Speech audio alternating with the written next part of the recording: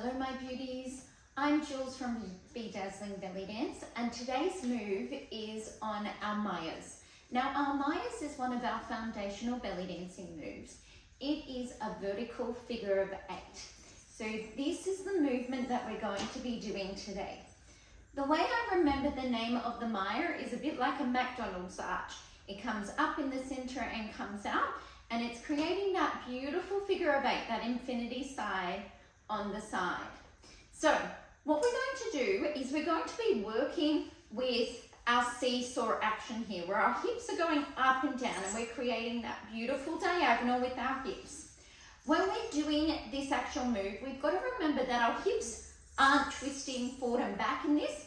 It's almost like you're stuck in a photo frame. So you can only move your hips up and out to the side with that vertical aspect. This movement, we're also going to be really using our core and our external obliques here. So we're going to use that seesaw action here with our hips coming up and down. And we're also going to be using our slides. So these are our horizontal slides from side to side. So to start off with, we're just going to loosen those hips up here. So just dropping those hips down. When you're doing this, you're making sure that on each side you're contracting that glute. So whichever hip is coming up, the glute on that side will contract. And then when we change over and drop, the glute on the other side will contract. So we're trying to get those hips just coming straight up and down. So from the side view here, down, up, down, up, down, up. We're not twisting to the back at all. We're just keeping them straight up and down. Now what we're going to do is we're going to practice those slides. Slide, slide. When we're doing this, we have those PC muscles switched on, our shoulders are rolled back, we're in our beautiful belly dancing posture, and we're sliding. We're going to start with the flat foot version of this. So we're going to drop one hip down and engage our external obliques and pull this one up. So we've got that seesaw action here. We're then going to use our beautiful horizontal slide and push our hips as far out to the side as we can. Now this is where we're going to then create that seesaw action again. We're going to switch our hips over by bending into this knee, and we're contracting our external oblique on this side. Now we're going to do that horizontal slide again, sliding over to the other side, creating that seesaw action. Slide, seesaw, slide, seesaw, slide, seesaw, slide, seesaw. We're going to join those movements together and make it nice and smooth. So we're really using our external obliques here, and we're combining both that sliding and that seesaw action together. From the side view here, this is what it looks like. Now, this can take a little while to strengthen our core muscles and our external obliques. Let's try this with the music, and we're going to do it in the 2-part exercise. So, let's just get our seesaw happening. Down.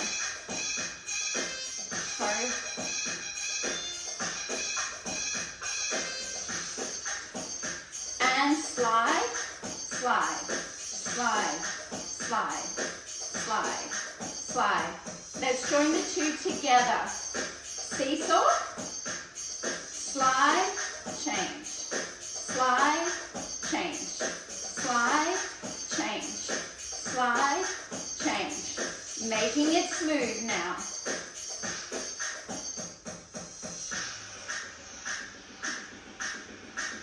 Beautiful. Little spinny out. Now we're going to try the version where we come up onto our elevated toes as we're doing this. That is this version here. This can sometimes make the movement look a little bit more dramatic, but it requires a little bit more concentration. So what we're going to do is we're going to come up onto our demi point, and it's really important to push into the ball of your foot when you're doing this. So what we're now going to do is we're going to create that same diagonal, we're really going to contract our external obliques here, and we're pushing into the ball of our foot. Now, as we do that horizontal slide here, it's important not to tip over. It's important to keep your chest up. And then when we start to do our transition on that seesaw and we're pulling that hip down, you have to push into the ball of your foot to create a resistance. And what this is going to do is it's going to bring your hip out, and then it's going to pull it into your center line, and you will feel your thighs like squeeze together. So we're trying to bring that hip out and in. Then we're going to lower that heel down, and we're going to pull the other heel up and draw that hip up, contracting our external obliques here. Now we're going to do that horizontal slide, pushing that left hip out as far as we can, and then we're going to do that transition with our hips, with the seesaw, that hip's coming down. As you pull it down here, the resistance in your foot will allow you to pull it back into that center line. Then the other hip comes up, and we've got that seesaw happening. Out, down, in. Out, down, in. Out, down, in. Out, down, in. If you want to really get that circular motion happening, it's a really great idea to come up on one demi-point and just practice the one hip at a time. Drawing it up on that center line, pushing it out to the side, drawing down and in. You might get a little quiver in your leg when you do this, because that resistance in your foot will really make the other muscles work, and that's when the quiver can happen. So let's just try it. It's a great idea to try this on both sides, just to engage the brain in that way. And also remembering on this one, even though we're coming up on our demi-point, we're keeping our hips nice and parallel to the floor, and we're not twisting them back. So it's just up, out and in, up, out and in. Let's try it with the music. Okay, one side to start off with. Up, out and in. Up, out and in.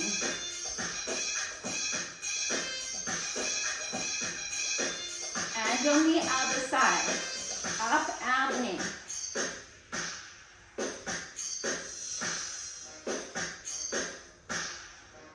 Let's join the two together. Up, out, down and in. Up, out, down and in.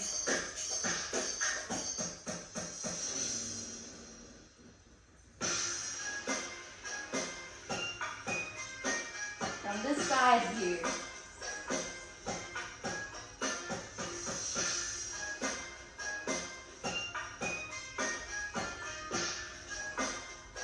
And flat foot now.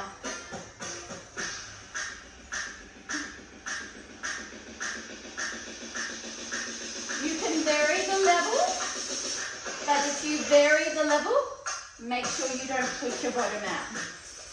Coming down, coming back up onto your toes, coming down.